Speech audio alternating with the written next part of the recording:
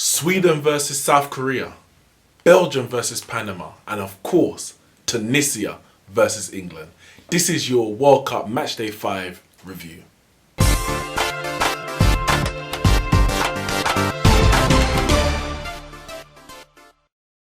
There's only one place to start. England have won. 91st minute, Harry Kane steps up to the mark. That man again. I don't think there's any other man you could really expect to get England the win. He got the first goal early in the game. He got the last goal late in the game. And England have 3 points on the board in their group. Another team in their group is Belgium, who won 3-0 against Panama. So those two teams are tied at the top of Group G with 3 points each. And of course, Sweden beat South Korea 1-0 through a VAR debated penalty. But we're going to go into a bit more depth in England. As I said, the game started very well. England were buzzing, creating openings, chances. Lingard, Sterling, Ali, they all looked lively in that first half. Tunisia could not handle them. Lingard should have scored early, but it was a brilliant save from the keeper, to be fair. Sterling had an opportunity which he put past the post. Luckily for him, I guess, it was Jesse Lingard was flagged offside in the build-up. He was just offside, but this was the England just basically kept running behind Tunisia. They couldn't deal with the pace and the movement. And then they finally got the goal. Ball came in from the corner. John Stones with an absolute brilliant header, which the keeper clawed away somehow. And Harry Kane was on hand to tap in the rebound. 1-0 to England. The Tunisia keeper went off shortly after with a shoulder injury. I think he suffered it just before, but the fall from the save from Stones' header didn't help the problem. He was subbed off. And England was still the better team. And then there was some say dubious, but a penalty nonetheless for a foul by Kyle Walker on the Tunisia attacker. It was really just an arm that came out, and some are saying that the attacker ran into his arm. I do think it was a correct decision. I guess if it's against your team, you might say soft, but if it was for your team, you would say deserved. So I think the referee made the right decision, and the VAR were correct not to overturn it, because there definitely wasn't any clear and obvious error for me. Tunisia 1-1 at that point. But a few minutes later, England, another set piece, Harry Kane is pulled to the ground. So everyone's saying, well, VAR obviously looked at that and didn't say there was any error from the referee. Surely if they're looking at this one, which looked like it was more of a foul than Kyle Walker's, surely the VAR should overturn that decision. Nothing. He didn't even go over to the screen to look. And for me, I think that was a clear and obvious error. Later in the set, that was the end of the first half. Then going into the second half, there was another incident, I believe it was Harry Kane again. And again, VAR didn't intervene. So I think there's definitely some, I don't know, I would say some issues, but we know there's obviously going to be human error because it is still people looking at the video technology. But I think everyone would say that the way that they had a hold of Harry Kane, especially in the first incident, there's no way you can look at it and say, oh no, that's not a foul. And a foul anywhere in the pitch is a foul. So if it's in the area, it should be a penalty. But they didn't give it. England carried on. They huffed and puffed a bit. I don't think the second half performance was anywhere as near as, I'll say, their first half performance. And definitely the first half of their first half performance. Ali was struggling with an injury.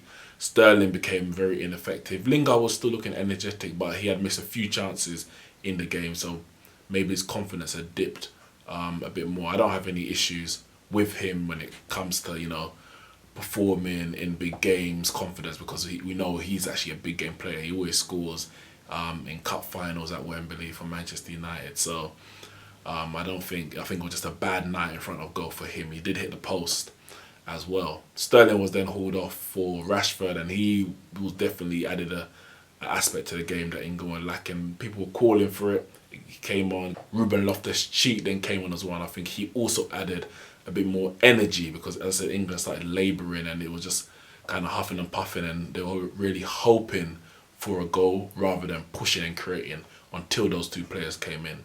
As it was, the goal again came from a set piece, headed on by Harry Maguire, and Harry Kane was at the back post to nod in. And that was England 2-1, 3 points in the bag. Earlier in the day, their group, you say their rivals for the top spot, Belgium, they put in a pretty impressive, in the end, performance against Panama. First half, they were poor, struggled to break down Panama. Panama did defend very well, but they didn't really create much chances, especially for Lukaku. He was starved of a lot of service in that first half. But once Dries Mertens scored a wonderful goal just after half time to open the scoring for Belgium, the game opened up. Panama had to come out, and Lukaku bagged 2 goals. An absolutely brilliant outside the foot cross from Kevin De Bruyne. Lukaku at the back post to nod in. That's his 16th goal, or 15th goal in 10 games. And then Hazard later in the game slipped in Lukaku, actually a few minutes later, slipped in Lukaku on the left side of the area, and he just dinked it over the keeper. 3-0, game set in that match for Belgium.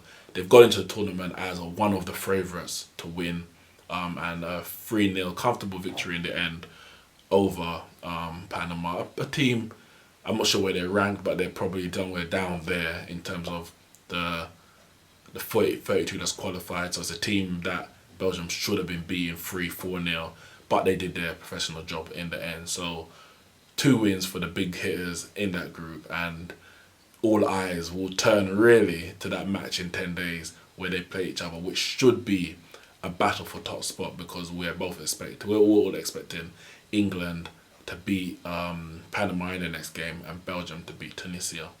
Before that, we had Sweden. Sweden played South Korea. They won 1-0. Again, VAR very much involved. The penalty decision was the challenge in the area was turned down from the referee, no penalty.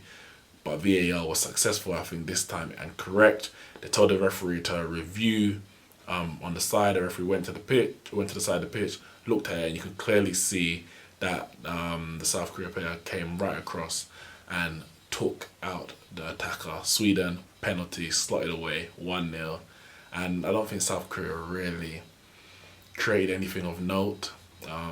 Sweden wasn't really troubled, so I think they deserved that victory from me. They actually had an earlier chance in that game, which the keeper brilliantly saved with his legs. So that's 3 points for them in the bag. Now, VAR has come into a lot of question in this tournament. A lot of penalties have been given involving VAR. I guess everything in the tournament involves VAR because they actually check everything that's going on. But I can think about the Griezmann penalty, and obviously I spoke about the Sweden penalty. I think VAR is important. VAR, at the beginning I was thinking when FIFA said they're going to have it at the World Cup, I felt it was a massive risk because this is the biggest tournament, the best tournament in world football. And what I felt was a trial. They were basically going to be trialing the video assistant referee because it hadn't been done in international football before. But then when I thought about it a bit more, when you consider that a lot of European leagues do use it already, and some of them, they have, obviously FIFA will check their reports, but most of them use it, and they haven't been disappointed enough to stop using it. England's a bit late to the party. I know we just started trying it in the FA Cup and League Cup, and I'm sure very, very soon it's going to be in the Premier League. But FIFA, considering their tournaments every 4 years, I think they had to take the bull by the horns as the leaders of the world game to say this is where football is going, so we are going to be the ones to take that plunge. Because if they're not willing to do it, how can they expect other bodies, UEFA, and then the smaller bodies within Europe, FA, etc., to take that risk on? I think FIFA have really done the right thing as the leaders of the world game. And for me, I think it's been more successful than disappointing. There is some, I'm not going to call them teething problems because I said it has been used in Europe for a couple of years now. But there is still some areas where I think maybe those video assistant referees need to be spoken to say, well, how did you miss this? How did you miss that? And hopefully as the years go by, these things will iron out the clear and obvious errors even with the VAR system. But so far, I'm happy with that. England, off to a winning start. Let me know in the comments below, are they going to go far this time? Is football coming home? That's it from me here at Neeks Sports with your match day 5 review. I'll see you soon.